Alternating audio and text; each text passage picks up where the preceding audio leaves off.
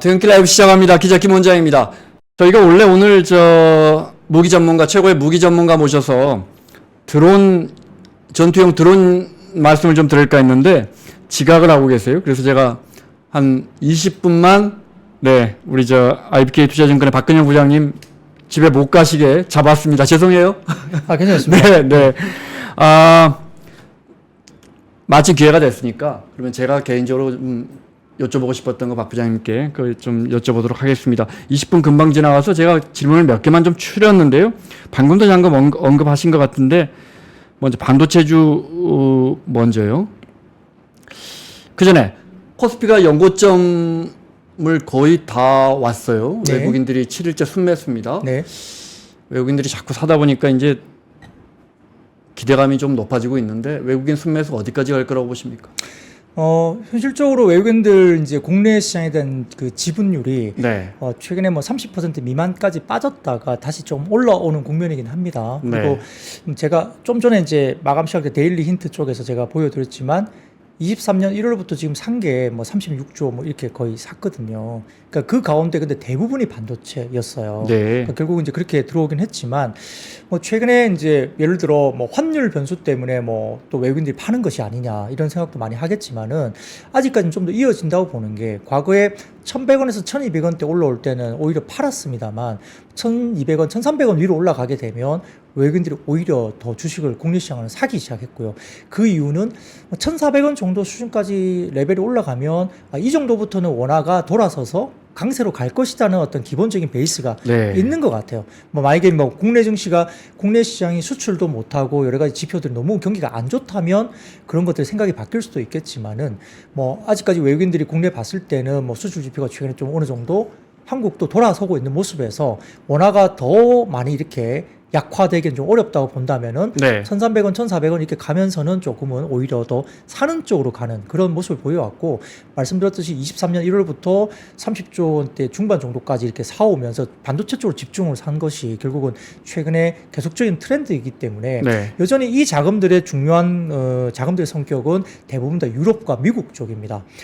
최근 들어서는 미국 쪽은 순매수가 플러스권에 있긴 하지만 유럽 쪽은 굉장히 많이 팔았다가 그 많이 판 금액들이 최근에 유입이 되면서 판 금액이 조금 줄어드는 정도 수준의 외국인들의 유럽 쪽의 자금이 국내에 들어오고 있거든요. 그래서 시장에서는 분석하기를 유럽 자금들이 좀 더 우리 쪽으로 들어올 수 있는 연계가 있다라고 보는 것 같고 유럽과 미국의 자금들은 아시다시피 장기성기인 성격의 자금이 들어가거든요. 단기 단타를 하는 그런 성격들이 아니거든요. 조금 길게 사이클을 가지고 들어오는 자금들이기 때문에 단기적으로 우리가 예를 들어서 오늘도 1750을 못 넘기고 좀 밀리긴 했습니다만 단기적인 트레이딩 관점에서 고점 대비해서 약간의 눌림이 있거나 조정이 나올 수 있으나 그렇다고 해서 외국인들이 팔고 나간다? 여기서 시장이 끝나고 이제 하방으로 간다고 보기엔 좀 어렵고요. 좀 전에 말씀드린 것처럼 코스피 기준 한 2,650 정도가 1차적인 좀 돌림의 변곡점이 될 수는 있다. 물론 이제 어떤 변수가 나오고 시장에 악재가 나오고 미국 시장이 어떤 갑자기 많이 빠지게 되면 그 선을 또 하향 돌파를 할 수도 있겠지만은 기본적으로 많이 빠지기 좀 쉽지 않은 것들이 결국은 삼성전자와 하이닉스 등을 포함한 대형사들의 EPS가 강하게 올라오죠. 그러니까 전반적인 시장의 EPS 정도가 상당히 양호하게 올라온다는 점에서는 하방에 대한 지지도 상당히 좀 강하게 지지가 될 수 있는 국면이라는 점에서는 어느 정도 외국인들이 좀 더 사줄 수 있는 역할은 갈 수 있다는 점에서 하반기에 대한 기대감 그리고 하반기에 우리가 생각하는 정상적인 금리나 경로대로 만약에 간다고 한다면 좀 더 하반기에 대한 기대감이 좀 있을 수 있다는 점도 저희가 주목을 할 필요가 있겠습니다. 결국은 또 반도체네요, 그죠? 반도체가 아직까지는 밀어 올리고 있고. 근데 그것은 국내 시장뿐만 아니라 미국 시장도 글로벌 펀드들의 집중적인 펀드 플로우도 보더라도 역시 IT 섹터로만 집중되고 있는 펀드 플로우가 들어간다는 것은 충분히 우리가 데이터로도 볼 수 있는 상황입니다. 반도체 장비주나 이런 건 어떻습니까? 이제 지금 치솟고 있는 HBM이나 이런 수요 말고도 얼마 전에 보니까 반도체 테스트 장비부터 시작해서 그 주변 이제 관련주들의 움직임은 어떻습니까? 이제 HBM 관련 쪽은 후공정 단입니다. 근데 역시 시장에서는 HBM 쪽의 후공정 말고는 레거시 제품, 커머디티 제품의 이 반도체 쪽은 역시 수요는 조금 약하다고 보고 있기 네, 때문에 네. 반도체 업체들의 대부분의 이제 지금 캐펙스 투자는 여러 가지 부분에서는 HBM 후공정단으로 집중되죠. 그러다 보니까 뭐 한미 반도체와 같은 급등각이 나오고 뭐 퀄리타스 반도체, 제주 반도체와 같은 종목들이 작년부터 해서 주가들이 꽤 많이 올라와 있고요. 네. 현재까지도 소부장을 본다면 역시 HBM 쪽에 반도체 후공정단에 관련된 쪽이 역시 집중될 수밖에 없습니다. 근데 이런 것들이 계속되다 보니까 최근에 뭐 기본적인 커머디티 레거시 쪽에 제품들이 결국은 조금 수요가 좀 적어지고요. 그러니까 HBM 쪽이 잠식을 하다 보니까 원래 커머디티 제품에 대한 캐펙스가 줄어들 수밖에 없죠. 네. 근데 낸드나 디램 가격이 이제 정상적으로 올라가기 시작하면서 하반기에는 이 잠식된 전반적인 커머디티 제품에 대한 정상화가 또 이루어진다는 점에서 그럼 전공정단도 투자가 조금 앞당겨질 수 있겠구나 이런 것들 네. 때문에 일부 지금 예를 들어서 최근에 유진테크라든지 이런 종목들이 50주 신고가를 좀 올라오면서 물론 뭐 하루 이틀 조정을 좀 받았습니다만 굉장히 좋았거든요. 그러니까 역시 이제 이런 게 밸런스가 좀 만들어지면서 가고 있는 상황이고요. HBM 후공정단의 종목들은 꽤 많이 올랐기 때문에 그러니까 전공정단을 보기 시작하는 거죠. 네. 뭐 그런 상황이 좀 생기기 시작했는데 뭐 그럼에도 불구하고 아직까지는 후공정단의 사이클이 여전히 끝나지는 않았다고 봅니다. 역시 이제 HBM만 놓고 본다면 예를 들어서 우리가 기존의 엔비디아 제품만 보더라도 뭐 예를 들어서 뭐 우리가 H100이라든지 이런 제품이 있는데 GPU 하나에 그리고 GPU 하나에 HBM 같은 경우는 4개에서 6개 정도가 들어가는 구조였는데 B100이나 이런 쪽으로 신제품이 나오게 되면 GPU가 2개가 들어가고 각 GPU당 HBM이 6개에서 8개로 확장이 되거든요. 네. 그럼 시장이 HBM 시장만 놓고 보면 4배로 확장이 된 시장입니다. 1년 만에. 근데 우리 삼성전자, 하이닉스, 마이크론이 지금 캐펙스 확장을 엄청나게 하고 있지만 한 2.6배 정도의 캐펙스 확장이 되는 거거든요. 네. 그러면 그것만 산술적으로 놓고 봤을 때는 아무래도 아직까지는 HBM의 공급이 지금 필요로 하는 수요보다는 조금은 타이트하구나. 그러면 HBM의 시장이 아직까지는 좀 더 강하게 형성될 가능성이 높다는 점에서 그러니까 지금 삼성전자가 지금 엔비디아에 그렇게 들어가고 싶어 하는 거잖아요. 그러니까 네, 네. 하이닉스가 주도를 했던 것도 그쪽을 잘했기 때문이고 그래서 그런 것들이 이루어지기 때문에 역시 HBM 후공정단을 보는 건데 근데 역시 이제 기술적인 부분에서도 지금은 많이 이야기가 됩니다. 장비 쪽을 보면 뭐 레이저 기술과 관련된 리포트도 또 다시 나오거든요. 그러니까 그냥 HBM만 보는 게 아니라 이제는 또 세분화돼서 최근에 신한투자증권 리포트를 복귀해 보면 레이저 기술을 보자는 거예요. 왜냐하면은 지금 이제 단을 보면 가로로 보게 된다면 지금은 대부분 다 정해진 면적이거든요. 이게 웨이퍼라든지 이런 것들이. 근데 거기에서 HBM 등이 쌓아서 올리는 거잖아요. 8단, 12단, 16단 이렇게 올라갑니다. 그럼 방막화가 이루어지고 또 열에 취약하고 충격에 취약하게 되죠. 왜냐하면 단을 계속 쌓다 보니까 그걸 또 아주 얇게 해야 되는데 역시 방막화의 기술들이 들어가게 되면 이 부분에 대해서는 열과 이런 부분에 대해서는 역시 레이저 기술이 필요하다. 네. 그러다 보니까 뭐 예를 들어서 PSK 홀딩스라든지 그다음에 뭐 이오테크닉스 이런 종목들이 좀 집중되는 약간 세분화되는 그런 쪽으로 좀 가는 것 같고요. 그래서 약간의 시장에 대해서는 이제 다 같이 가는 시장은 좀 아닐 수 있다. 이렇게 보는 것 같고 약간 특화된 어떤 기술적을 가진 뭐 반도체 소부장 쪽을 좀 보자는 리포트가 최근에 조금 나오고 있는 것도 우리가 좀 관심을 가질 필요가 있겠습니다. 박 부장님하고 뭐 1시간도 쉽게 갈 것 같습니다. 오늘 나온 외신 기사 보면 버스턴 컨설팅에서 분석한 건데 한국의 반도체 시장 점유율이 2012년부터 10년간 그러니까 2022년부터 10년간 2032년까지 네. 우리가 지금 글로벌 점유율이 한 17% 된다고 봤더라고요. 그게 19% 네네. 그런데 조금 떨어져서 17%. 그러니까 뭐 크게 보면 한국이 반도체 점유율을 높이지는 못할 것이다 이런 전망인 것 같고 네. 특히 첨단 반도체 비중은 급감할 것이다 이런 전망을 내놨거든요. 이런 건 어떻게 보십니까? 글쎄요, 뭐 리서치 쪽에서 뭐 그렇게 일단 나온 거기 네. 때문에 뭐 어떤 근거가 있었겠지만 사실 뭐 아직까지는 그래도 우리가 뭐 예를 들어 HBM을 잘 하고 있지 않습니까? 네. 그리고 또 현재 돈을 버는 것은 HBM이에요. 네. 그러니까 뭐 삼성전자든 하이닉스든 기존에 우리가 생각했던 레거시 제품으로 돈을 네. 버는 게 아니죠. 근데 지금 HBM을 할 수 있는 회사가 어디입니까? 삼성전자, 하이닉스, 마이크론 정도인데 네. 마이크론 점유율이 상당히 아직 낮기 때문에 뭐 과연 어느 정도 수요를 맞출 수 있을지 그건 모르겠어요. 네. 근데 물론 이제 삼성전자는 파운드리에 대한 이슈가 좀 있죠. 뭐 워낙 TSMC가 파운드리를 잘하고 있고 네. 전자가 아직까지는 그걸 따라잡는 것이 조금은 아직까지는 좀 더디고요. 뭐 하이닉스는 일단 그 부분에 좀 쉽지 않고 이런 부분도 있기 때문에 뭐 어쨌든 그런 파운드리 부분의 부분들이 약간 대만 업체에 밀리는 부분도 물론 있겠지만은 네. 역시 HBM 등을 포함한 쪽을 역시 선점을 하고 있고 그쪽이 지금 돈을 버는 시장이라면 역시 아직까지는 그래도 기술적인 부분에 대해서 끌고 갈 수 있다. 그리고 뭐 역시 이제 뭐 모르겠습니다. 그 시장이 열린다고 시장은 이야기를 하고 있는데 아직까지 가시적으로 딱 보이지는 않겠지만은 뭐 CXL이라든지 여러 가지 신제품 관련된 부분들이 또 열리는 거고 네. 또 삼성전자가 HBM에서 조금 밀리니까 CXL 같은 새로운 기술에 대한 부분들에 대해서 또 이야기를 하고 있기 때문에 어떤 시장을 조금 더 어려운 국면입니다. 물론 과거처럼 우리가 삼성전자가 막 독주하거나 이런 시장은 아닐 수 있는데 새로운 영역에서의 어떤 새로운 기술적인 부분들을 이렇게 치고 나간다고 한다면 너무 이렇게 우울하게 볼 필요는 없다. 그리고 우리가 뭐 조선도 마찬가지잖아요. 중국이 많이 하죠. 근데 네. 역시 고부가 관련된 부분들을 잘 한다면 또 돈을 버는 것은 또 다른 이야기죠. 마이크론이 잘한다고 해서 많이 팔아도 돈을 못 벌고 적자면 어떻게 해요? 그럼 의미가 없는 거거든요. 예를 들어서 엔비디아가 독자적으로 잘하고 엔비디아가 언제부터 그렇게 잘했습니까? 엄청난 어떤 기술을 발견한 게 최근에 몇 년 사이에 그렇게 온 거거든요. 네. AMD나 다른 쪽 인텔이나 그런 게 쉽지 않은 거. 그러니까 그런 것들이 역시나 차별성을 줄 수 있는 뭔가 시장이 열릴 때 기술적인 독보적인 어떤 그런 것들을 갖고 간다면 그래도 너무 비관적으로 생각할 건 아니다. 네. 그렇게 보는 것 같습니다. 네. 미 상무부가 왜 저 중국 그 통신 업체 화웨이에 수출하는 기업들 면허 취소하는 아주 강력한 조치를 내놨잖아요. 맞습니다. 네네. 이것 관련해서 우리 시장에 미치는 영향은 어떤 겁니까? 그래서 뭐 인텔이나 뭐 다른 회사들 이제 못 가게 이제 만드는 네. 분위기가 있는데, 근데 이제 미국 입장에서는 한국 니네들도 좀 조심해, 우리 쳐다볼 거야 이러지 네. 않겠습니까? 뭐 그 틈을 타서 삼성전자나 하이닉스가 갑자기 막 이때다 하고 막 중국에 많이 팔아대기 시작하면 미국이 가만히 있을 리는 없겠죠. 참 예. 어려운 문제입니다. 그러니까 그 네. 가운데서 굉장히 미묘한 것 같아요. 미묘한데 그래서 이제 중국과의 어떤 그런 부분에서 그걸 또 이제 미국에서도 잘 풀어야 될 것 같은데 네.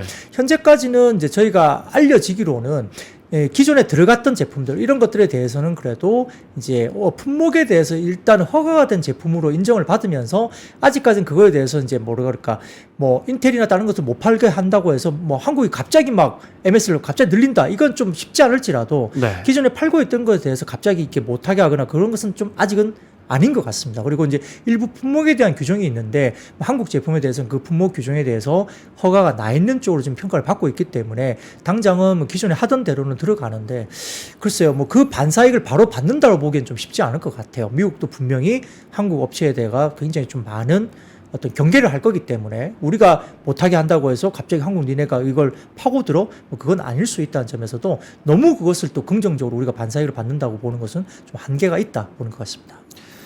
다행히 우리 경제가 이렇게 성장률이 딱 이렇게 성장세가 강하지 않은 상황에서 작년 4분기인가요? 하이닉스가 흑자 전환한 게 작년 4분기인가 그렇죠? 우리 반도체주들이 네. 살아나면서 네. 우리 성장률도 또 뭔가 좀 나아지고 있고 역시 반도체다. 그렇지만 또 어떻게 보면 우리 경제나 우리 수출 시장에서 반도체가 차지하는 비중이 여전히 높고 그래서 우리 경제가 워낙 반도체만 바라보는 천수답 형태라서 네. 그런 부분은 아쉽긴 합니다. 반도체 다음으로 우리가 올해 2분기라도 또 3분기라도 기대할 수 있는 업종이 있다면 뭐에 관심 갖고 계십니까? 네, 뭐 최근 들어서는 다소 조금 중국 소비주가 좀 살아나는 느낌이 네. 분명히 있습니다. 네. 사실 실제 코로나 이후에 뭐 인바운드 관련된 부분들이 상당히 좀 어려웠던 국면이었죠. 네. 특히 이제 회복세로 봤을 때는 중국인들이 많이 안 들어왔고, 근데 작년부터 보면 10월 정도부터 참 희한한 현상들이 생겼는데, 작년 10월부터 보면 한국인들이 일본에 많이 갔어요. 그렇습니다. 그때부터. 그러니까 엔화. 엔저도 있고. 네, 그렇죠. 네. 그래서 가깝기도 하고 환율 이슈가 있기 때문에 일본을 가자 해서 많이 나갔는데 생각보다 일본인들도 한국에 많이 들어왔어요. 네. 현재 카지노 지표를 보면 또 그렇습니다. 그래요. 파라다이스를 보면은 일본인 VIP가 엄청나게 이제 돈을 쓰고 가고 있고요. 뭐 그 외에도 뭐 중국인들 일부 들어오긴 합니다만, 그래서 이제 일본도 한국 쪽으로 많이 들어옵니다. 뭐 그런 것도 있고. 근데 이제 결국은 중국인들도 이제 중요한 지표가 될 수 있는데 역시나 안 쓴다고는 하지만 그래도 중국인들이 들어오면 꽤 돈을 쓰게 되거든요. 그럼요. 네. 그래서 중국 쪽에 근데 이제 경기가 너무 안 좋다 보니까 중국인들이 과연 한국에 들어와서 과거처럼 소비를 할 것인가? 이건 관건이죠. 들어왔는데 과거에는 뭐 예를 들어서 인당 100만 원을 썼다면 지금은 들어오면 과거처럼 그렇게 100만 원 못 쓰고 뭐 50만 원 정도밖에 못 쓴다 그러면 네. 소비에 대한 부분들이 달라지는 거잖아요. 근데 확실히 달라지고는 있어요. 달라지고는 있는데 뭐 소비의 패턴이라든지 사고 가는 것들에 대한 부분도 좀 달라지긴 하지만 그래도 안 들어온 것보다는 중국인들이 들어오는 게 되게 중요합니다. 그래서 보면 올해 1월부터 보면은 중국인들의 제주도 입도객이 꽤 많이 늘기 시작했고요. 아, 그렇습니다. 네네. 그리고 동남아 아시아권을 보더라도 지금 회복률에 대한 속도는 한국이 제일 빨라요. 중국 사람들 빠진 제주도는 정말 힘들었거든요, 그동안 네네. 레이스가. 예. 네. 근데 1월 달부터는 지금 중국의 입도객이 좀 많이 늘기 시작했고요. 그게 롯데관광개발의 지표를 보면 네. 예, 꽤 많이 올라오는 게 확실히 보였고요. 1월 달부터. 중국과 합자로 만든 호텔이 있죠. 예, 네. 그런 것들이 있고. 그래서 그런 부분들 때문에 이제 좀 들어오는구나. 근데 실제 일본인들이 많이 들어왔고 네. 유럽인들이나 뭐 아시아 것도 꽤 많이 들어오죠. 그래서 인바운드율을 본다면 상당히 좀 괜찮은 모습이에요. 그리고 다행히 중국 쪽이 굉장히 힘들었던 경기 지표가 나왔는데 최근에 그래도 꾸역꾸역 어떻게든 경기 지표가 조금 살아나는 느낌. 네. 그리고 오늘 아까 12시쯤에 나왔던 중국의 수출입 동향도 서프라이즈가 일단 나왔거든요. 지표상으로. 그러면 이제 약간의 소비 지표들이 중국의 부동산 이런 것들도 아주 악화일로 가지 않고 네. 약간의 좀 진정이 되면서 어떤 부분에 대한 소비 지표도 좀 좋아지는 모습 이런 것들이 있고요. 더군다나 지금 최근에 보면 중국 소비주로 불렸던 화장품주로 보면 중국 쪽이 많이 빠졌지만 실질적으로 미국과 그다음에 일본 쪽, 그다음에 동남아 쪽을 개척을 하면서 중국 쪽에 대한 빠진 부분들을 메이크업을 해주는 시장을 굉장히 네. 만들었죠. 그래서 오늘 1분기 실적을 보더라도 뭐 CNC 인터내셔널, 뭐 실리콘투와 같은 종목들이 실질적으로 어닝 서프라이즈가 나오기 시작했고요. 뭐 그 외에도 많은 종목들이 지금 기대를 받고 있습니다. 뭐 그래서 이런 부분을 봤을 때 실제 중국 소비주들이 나쁘지 않을 것 같다. 그리고 LCC 업종들 같은 경우도 최근 들어서 꽤 1분기 실적 작년 4분기도 꽤 괜찮은 모습을 보였고요. 네. 실제 카지노 같은 경우는 지표만 놓고 본다면 이미 작년부터 해서 벌써부터 2019년 코로나 직전보다 실적이 더 좋아지기 시작했습니다. 벌써. 근데 주가는 별로 못 움직였어요. 네. 반영이 잘 안 되고 있지만 그런 걸 봤을 때는 중국 소비주로 분류됐던 종목들이 역시나 최근에 일부 좀 좋아지고 실제 우리가 뭐 서울 지역에 살고 계시면서 명동 지역을 가본다. 바글바글합니다. 벌써요. 예, 벌써 네. 뭐 중국인들을 포함해서 외국인들이 반가운 소식이에요. 엄청나게 많이 이제 들어오고 있고요. 그래서 그런 부분들이 역시 상권이 좀 살아나는 분위기가 확실히 보인다. 인 건데. 근데 소비 패턴은 달라지죠. 외국인들이 들어와서 과거에는 뭐 면세점을 통해 가지고 이렇게 많은 물건을 사고 또 비싼 화장품을 많이 샀지만 네. 최근 들어서 역시 이제 향수나 화장품 역시 그 부분들이 가장 큰 매출 비중을 차지하고는 있지만 역시 단일 로드샵을 들어가지는 않고 대부분 다 보면 올리브영이라든지 이런 H&B 쪽으로 이제 많이 집중이 되죠. 근데 그거는 한국에만한 이슈는 아닙니다. 미국도 올타뷰티 같은 올리브영과 같은 H&B 스토어가 역시 가장 성장을 많이 이끌고 있고요. 네. 연평균 성장을 40% 이상 하고 있습니다. 그럼 그쪽에 들어가는 중소형 인디 브랜드들이 역시 성장을 했고요.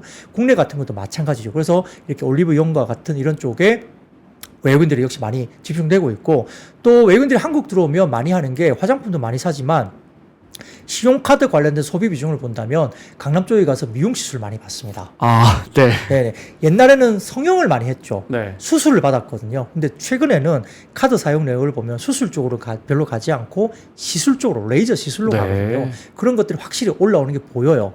더군다나 국내 미용기기 업체들은 내수 시장뿐만 아니라 수출 쪽으로 지표가 굉장히 좋아지고요. 네. 일부 업체 같은 경우는 수출이 80%에 달하는 미용기기 업체도 있습니다. 그러다 보니까 역시 화장품 소비들도 있지만 역시 그런 부분을 조금 확장을 해보면 미용기기 업체들도 상당히 좋은 모습을 보이고 있다는 점에서 중국 소비자로 일단 분류가 됐다 이런 쪽은 상당히 최근에 다시 한번 주가들이 굉장히 어려웠던 국면을 좀 지나가면서 신고가를 내는 종목도 꽤 나오고 있다는 점도 주목할 필요가 있겠습니다. 우리나라 국민들이 1년에 제일 많이 가는 나라가 태국하고 베트남인데 공교롭게 이제 보통 한 180만 명, 170만 명 이 정도 가거든요. 예. 이제 우리 교민들 입장에서는 우리가 1년에 200만 명이 이 나라 와서 팔아주는데 이렇게 생각하는데 태국의 중국 관광객이 1년에 4천만 명 왔거든요. 맞아요. 예. 코로나 전에. 네. 그래서 중국이라는 나라가 얼마나 주변국들의 경제에 영향을 미치는지. 면세점만 해도 10여 년도 안 됐죠. 면세점 유치하기 위해서 기업들이 사활을 걸던 때가 불과 몇 년 맞습니다. 전이란 말이죠. 네네, 면세점 맞습니다. 어떻게 보십니까?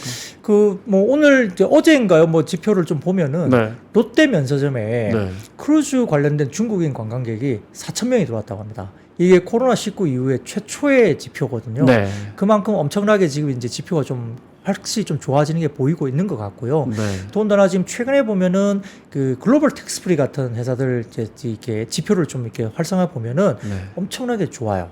그 글로벌 텍스프리가 물론 이제 글로벌 텍스프리 같은 경우는 일부 이제 지금 프랑스 법인인가 약간 이슈가 좀 있어가지고 그렇긴 네. 하지만 어쨌든 굉장히 좀 지키고 있다는 거고 아까 말씀드렸던 롯데 면세점이 어쨌든 대규모 관광객이 지금은 4,000명 단위의 어떤 단체 관광이 들어왔다는 점 네. 이런 걸 봤을 때는 좀 살아날 가능성이 좀 있다라는 거죠. 그래서 이런 걸 봤을 때 물론 이제 중요한 것은 그러면 이제 재고가 많이 있으면 좀 쉽지 않잖아요. 면세점에 안 팔렸던 재고가 있으면 네. 소진을 시켜야 되기 때문에 그러면 결국은 이런 것들이 되게 많이 조금은 이제 뭔가 재고 소진을 빨리 해야 되는데 작년 연말 기준으로 본다면 재고가 좀 줄었다는 표시가 납니다. 왜냐하면 올해 상반기 접어들면서 1분기에 보면 하이난 면세점에 보면은 매출이 올라갔는데 네. 그쪽에서 화장품 관련된 매출이 30% 이상 성장을 했어요. 네. 그러면 하이난 면세점에서도 화장품을 꽤 많이 샀다는 거거든요. 그러면 재고가 어느 정도 소진이 되면서 왔다는 거고 그러면 한국의 면세점도 재고 부분이 어느 정도 소진이 되면서 이제는 들어오기만 하면 좀 재고 면세점이 좀 어느 정도 이제 매출 단으로 수요 단으로 좀 올라올 수 있다는 점이 보인다는 점이죠. 네. 그렇기 때문에 면세점은 아주 극단적인 안 좋은 시점은 조금 지나가는 국면으로 가는 것이 아니냐 조심스럽게 좀 생각을 해볼 수도 있겠습니다. 우리가 이제 반도체 같은 이제 우리 수출 업종들 대기업 수출 업종들은 우리 이제 GDP나 거시경제에 큰 영향을 주지만 사실 지금 말씀하신 관광산업이나 관광수지 이쪽 분야는 우리 가뜩이나 힘든 자영업자분들에게도 직접적으로 도움이 되잖아요. 맞습니다. 체감 경기에 뭐 네. 바로 도움이 되기 때문에. 맞습니다. 네. 그 상권이 살아나야 되고 그래서 네. 명동에 갔을 때 이렇게 굉장히 많은 외국인들이 정말 뭐 머리밖에 안 보이는 그런 광경들을 최근에 볼 수 있거든요. 실제로 그래요. 나가면. 그래서 저는 이제 뭐 놀러도 명동도 가고 그런 네. 거 보러도 가고 그다음에 뭐 극장에도 얼마나 많이 들어오는지 보러 영화도 보지만 그런 지표들을 보러 가거든요. 그래서 네. 뭐 범죄도시나 막 파묘나 이런 것들도 가보고 아 이렇게 정말 많이 들어오는구나 힘든 국면에서 그런 것도 보는데 역시 우리가 겪어봐야 되죠. 그 네. 소비재들은 경험을 해보면서 투자적인 어떤 아이디어를 좀 잡는 것도 좀 필요하지 않은가 싶습니다. 네. 네. 알겠습니다. 자, 우리가 오늘 초대한 손님이 오셨나 봅니다. 오늘 박근영 부장님 너무 감사합니다. 네, 네. 고맙습니다. 언제든지 뭐 이런 상황은 제가 하겠습니다. 네, 다음에 또 모시겠습니다. 네, 고맙습니다. 고맙습니다. 네. 박근영, 이선영, 사경인, 염승환 투자 마스터들의 세심한 케어로 건강한 투자 습관을 만드세요. 3프로 멤버십 3프로 앱에서 확인하세요.